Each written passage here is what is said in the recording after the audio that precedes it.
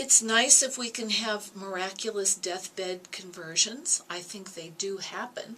I think that, if the person who's dying is still conscious, they may realize that they've got nothing left to lose, and that they'll actually show their vulnerability, which of course is another thing that we're very afraid of doing, is being vulnerable, not being in control.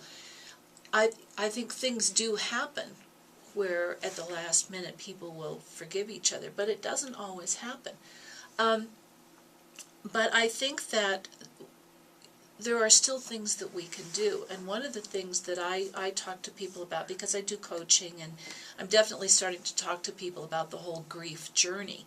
As a matter of fact, I'm writing about my whole grief journey on my blog, on my website, which is www.abeautifuldeath.net. And then you just click on the link for the blog. There's a lot on my ongoing journey and letting go and the wisdom of the grief journey itself. So there's a lot there.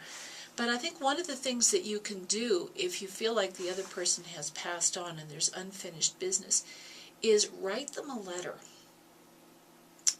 I've actually done this with other people in other situations that I couldn't have the face-to-face with the person, but I felt I was unresolved.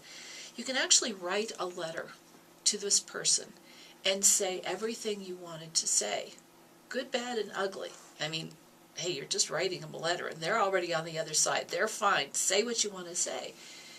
And that in itself can bring you some resolution. And I'm also convinced that they get it. Because I think in reality the veil between this world and the next is very thin. And I think there is a continuity. And I think sometimes people have to resolve things on the other side. Sometimes life is just too painful on this side. I used to be, especially right after Stephen died and we had this amazing experience, I think I used to be a little bit Pollyanna-ish about, oh, you can resolve everything in here, and everybody should have this experience, and it doesn't work that way. And some people just can't deal with their issues here. There have been too many losses piling up.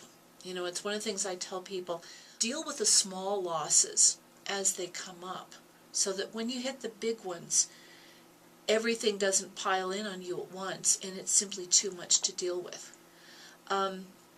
But if that has actually been your experience, and it has been too much to deal with, while all the parties are in embodiment, you can still work on it.